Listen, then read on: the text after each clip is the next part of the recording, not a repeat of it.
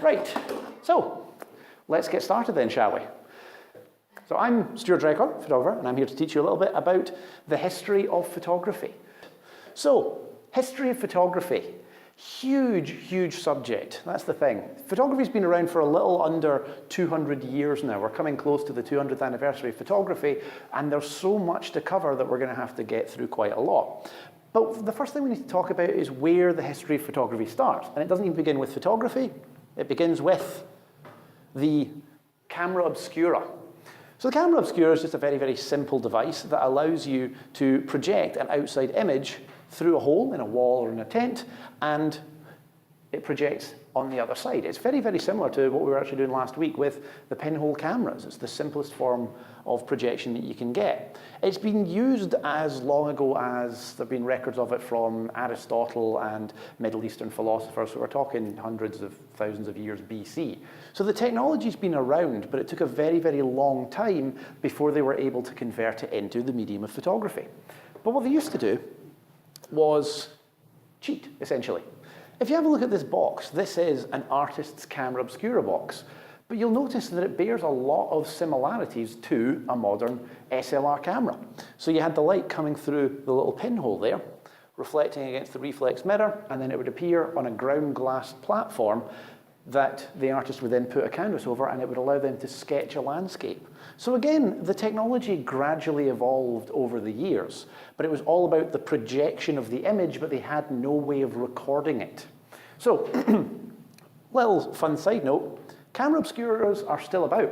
There's 3 of them still in Scotland. So if you ever wanted to go and see something like this, it might be a fun field today for the club, you can still head out to these. So there's one in Edinburgh, one in Kirriemuir, and my personal favourite is the Dumfries camera obscura. The reason for this, by the way, is I grew up next to that thing. My house was about here. So I spent a lot of my childhood running around there and playing, and I only found out a bit later that it was actually a camera obscura. But it's a great thing to have a look at just to understand the origins of photography. Now, where it all begins technically is somewhere that there's no recording of. A photographer by the name of Johann Heinrich Schutz, a chemist by the name of Johann Heinrich Schutz, found a way of capturing these latent images and holding them onto a plate. But the problem was that he had no way of fixing the image. He could have the image be recorded, but then when he tried to show it to anyone, it would immediately fade away. So this was back in the 18th century, and there was just nothing for almost 100 years. Until, oh, there we go. We meet this man. Now, I had a tremendous amount of trouble just when I was starting this out. I can see why. Yep. Anyone want to take a shot? Anyone want to guess how you pronounce that? You go for it. Stop struggling with Scottish. Yep.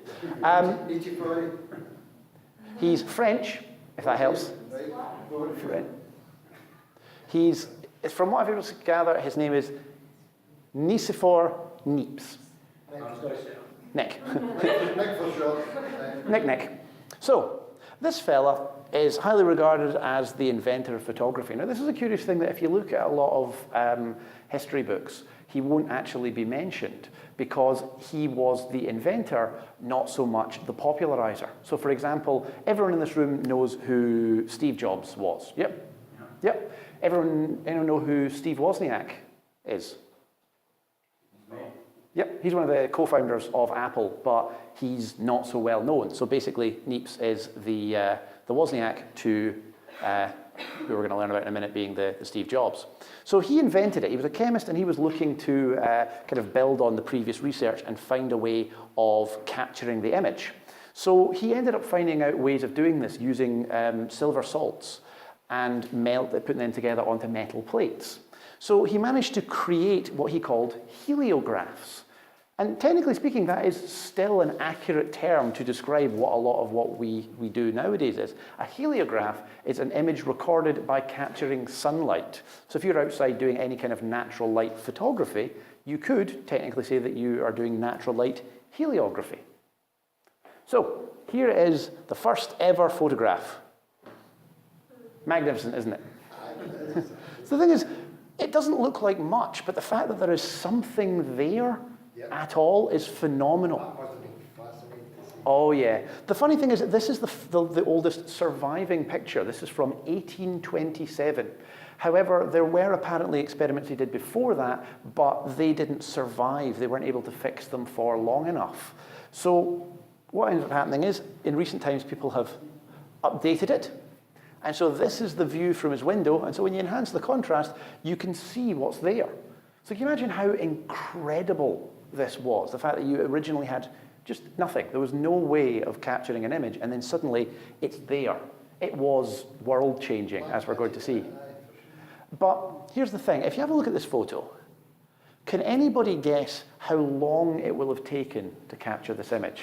What the length of the exposure is? No. I would say more because it's well blown at first. Yep. So, say 4 hours. Look at the shadows. Here's the interesting thing.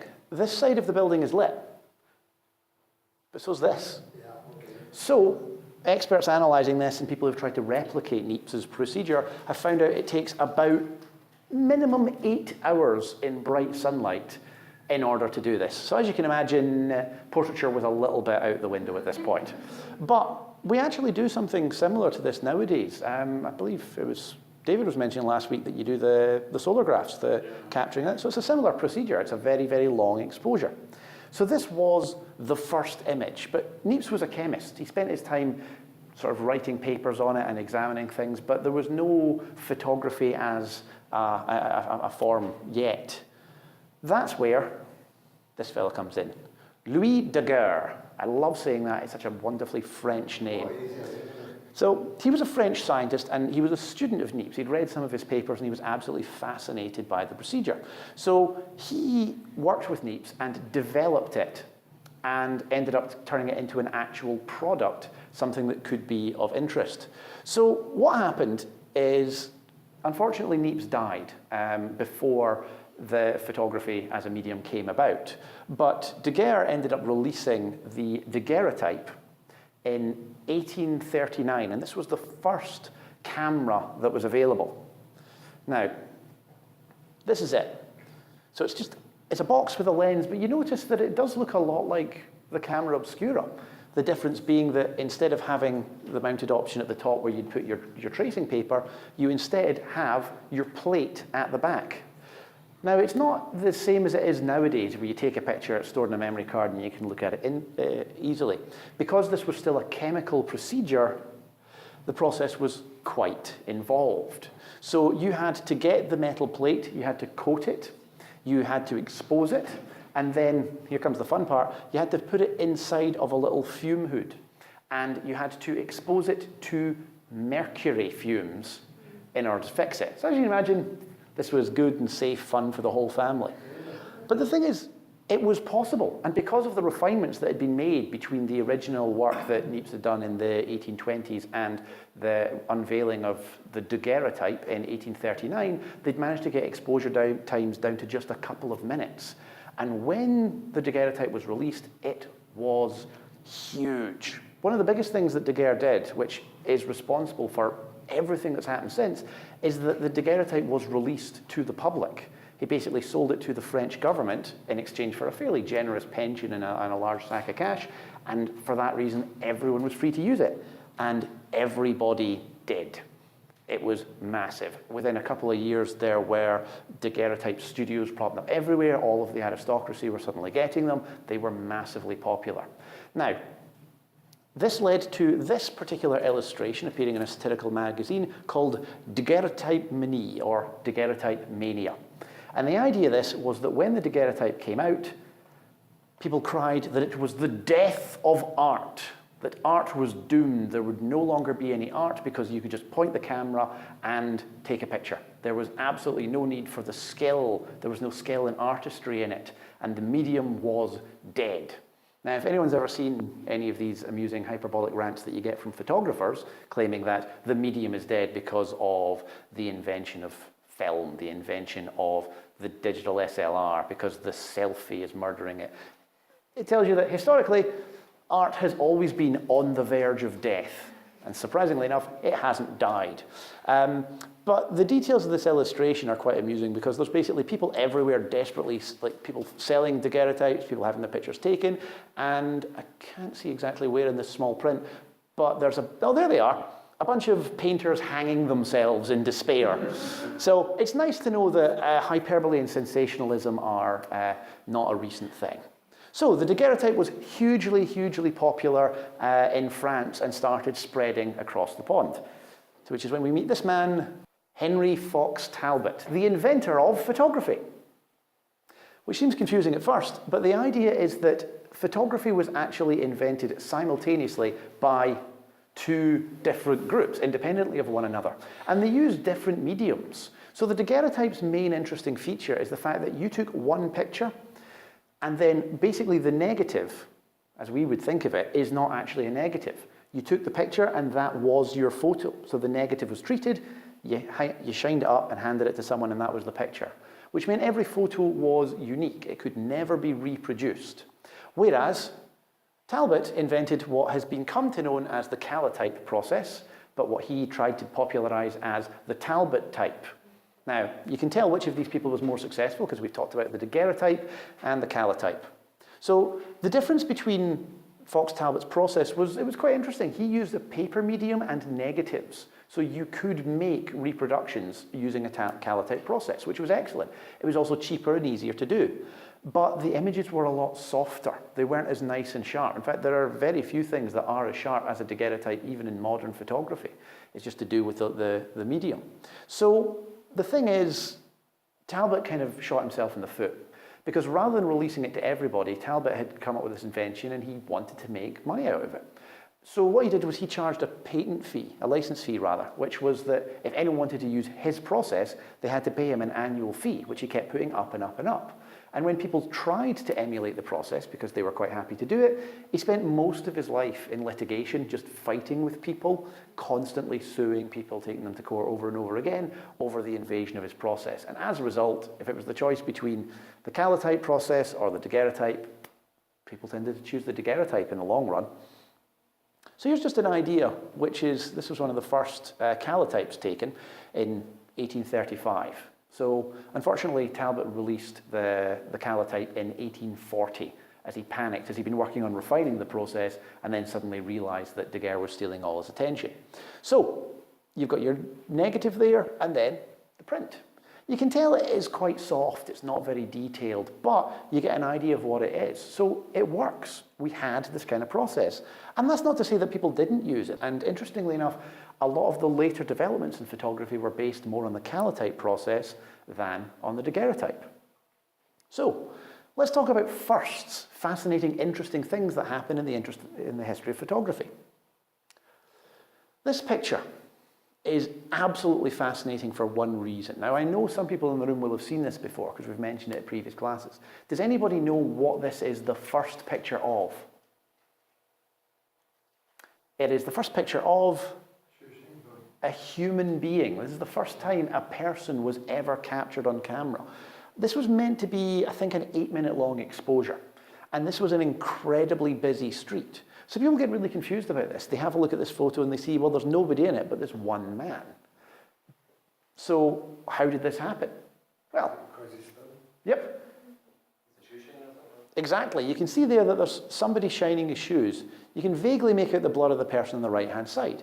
But what's happening is this guy has stood there for pretty much the whole length of the exposure, having his shoes cleaned, whereas everyone else has moved, and as a result, they disappear from the picture. It's just standard long exposure photography, something that still holds true today. But here we have the first photo of a human being. So there were other famous firsts that started to happen. So remembering that photography was released to the masses in 1839, here we have the first ever selfie. So, people had cameras. When do you think the first selfie was taken? So it was in 1839 that the photography became popular. So how many years do you think it took before someone started taking selfies? No years. Absolutely right. The first portrait was taken in 1839. So, Slight warning for this one, we might have to censor it in the video. In fact, you might want to.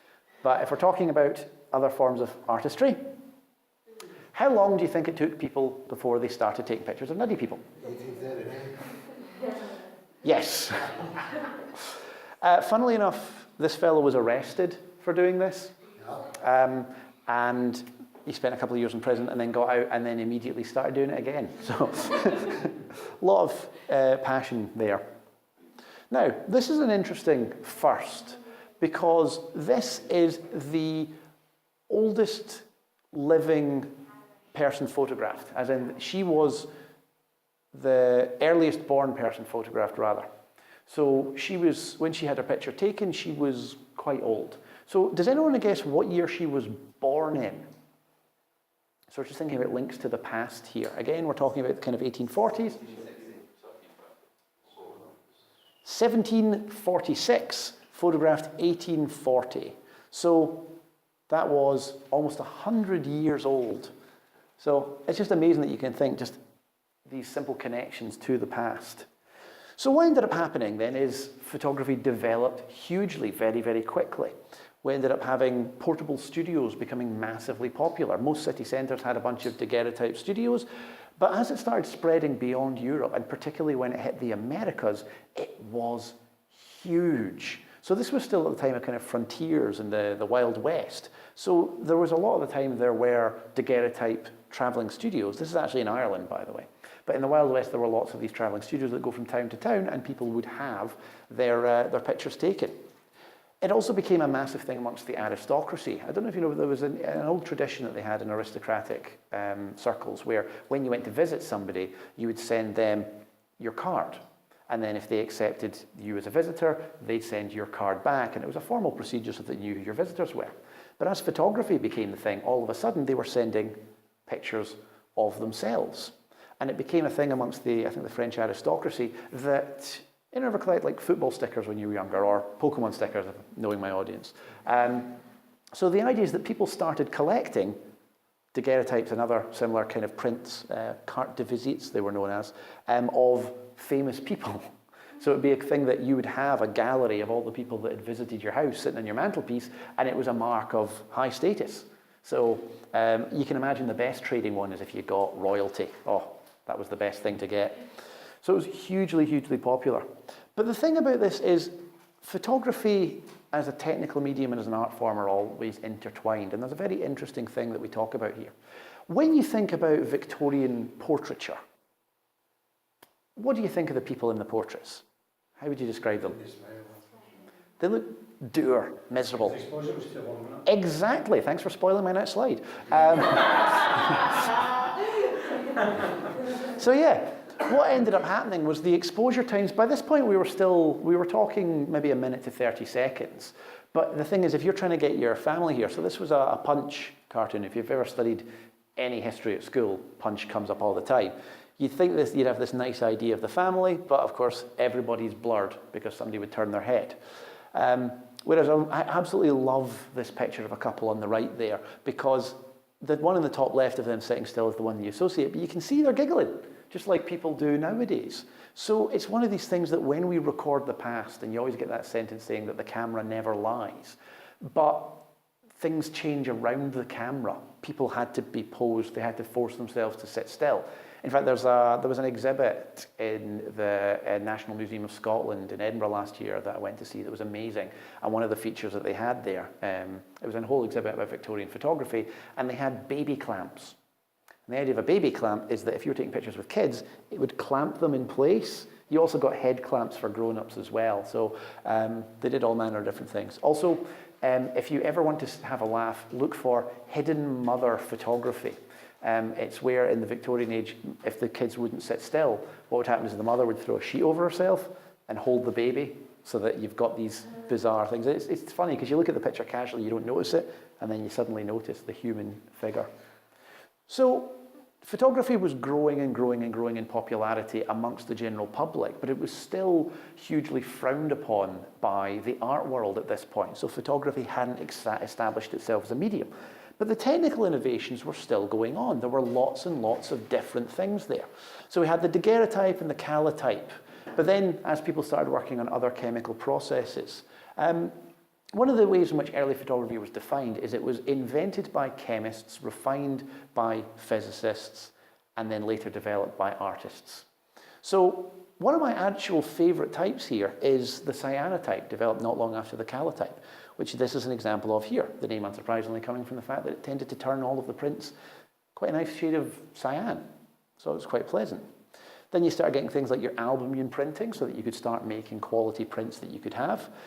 The wet collodion process, which is absolutely brilliant. The wet collodion was one of the best innovations for photography because it brought the exposure times down incredibly low so that you would only have a couple of seconds. That glass plate? Yep, absolutely. So people still do this today, but from a lab safety perspective, as our scientists in the room will know, it was the worst thing because what you had to do was get a plate, slather it in chemicals, and you had 10 minutes from the chemicals being taken out of the bottle to you refining the final print. So you had to be really quick. So what you do is you'd slather it on, and then you take this still dripping wet, and this is before we had latex gloves, still dripping wet plate, stick it in your camera, get everyone in front of the camera, take the picture, take it out, and then fix it. All of the time while it was still there. So this tended to have a lot of problems. They said that you could always spot a photographer because I think it was silver bromide they used. So they tended to have really brown stained fingers and the inside of cameras reeked and it was horrible. It also meant the cameras decayed very quickly because the chemicals would kind of pull along the bottom.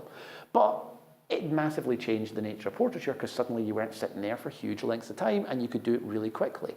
In fact, the wet collodion proved so popular that it started cropping up in like just portable people going around with these little darkroom developing boxes, and you get them at festivals and carnivals and things where you just get your picture taken and then they'd hand it out.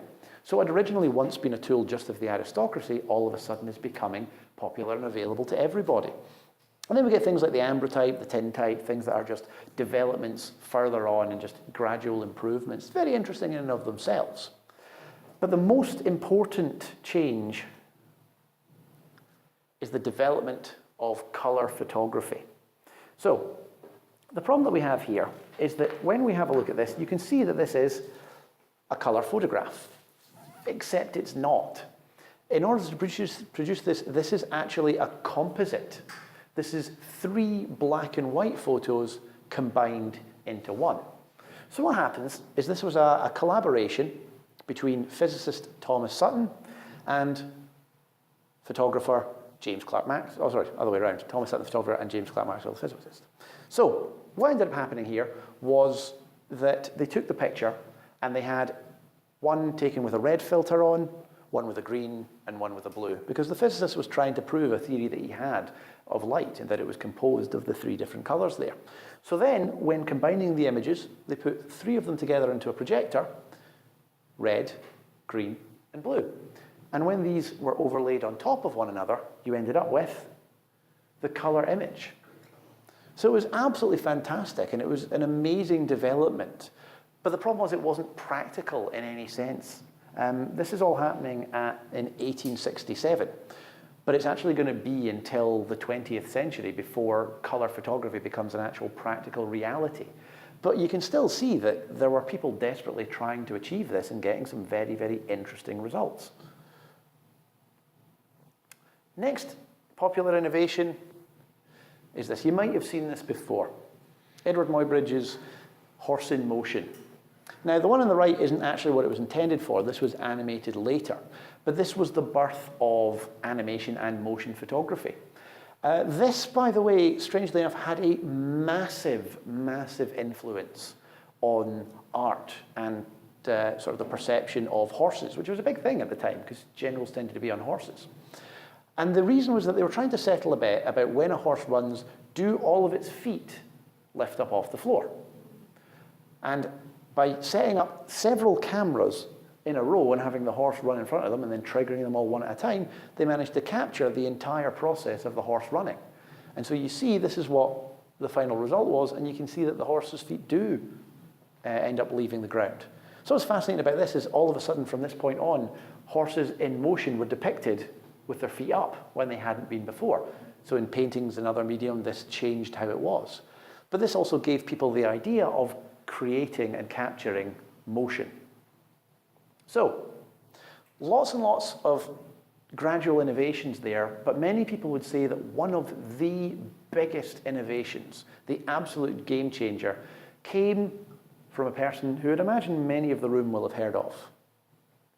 George Eastman, the founder of Eastman Kodak, a name that is still with us to this day. So George Eastman was hugely influential. When he was running the program, he wanted to bring photography to everyone. So he was one of the people to champion the dry plate. So instead of having to mess about with wet chemicals, which require some amount of chemical knowledge, you could have a system where it would be able to store a negative and then use the negative for an exposure. So it was very, very important they developed that. He also worked on the roll film. So rather than having one shot at a time and having to take it out, you could have a roll that would take several pictures, and then you develop the roll as a one. And many people would say that the absolute biggest innovation that he ever created is, anyone take a guess? Very, very famous.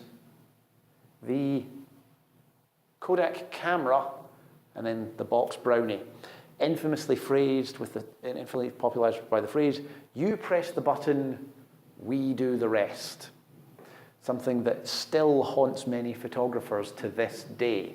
And we'll be coming back to that one a lot in a later section.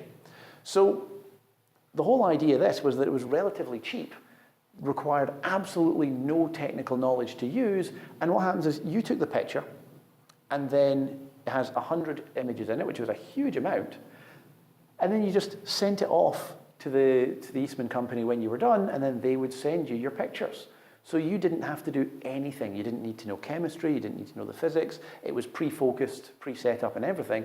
So you pressed the button, and they did the rest. And this did change a lot about what was recorded. It suddenly wasn't portraits of, rich merchants and aristocracy. It wasn't just, landscape photos. Suddenly there were just pictures of everything, normal life, which is why there are so many pictures in archives that document everyday life. And the thing is, this happened, it was 1888 that they first started doing this, and then it was 1900 that the Brownie came out. So of course, very important events were not far off on the horizon, which would be very, very important to document. So that's the basic introduction to almost the first 100 years of the technical innovations in photography. So what we're going to do is we're going to take a wee break now, and then when we come back, we'll do a little bit of Q&A, and then we'll start talking about how the development of the art of photography came about.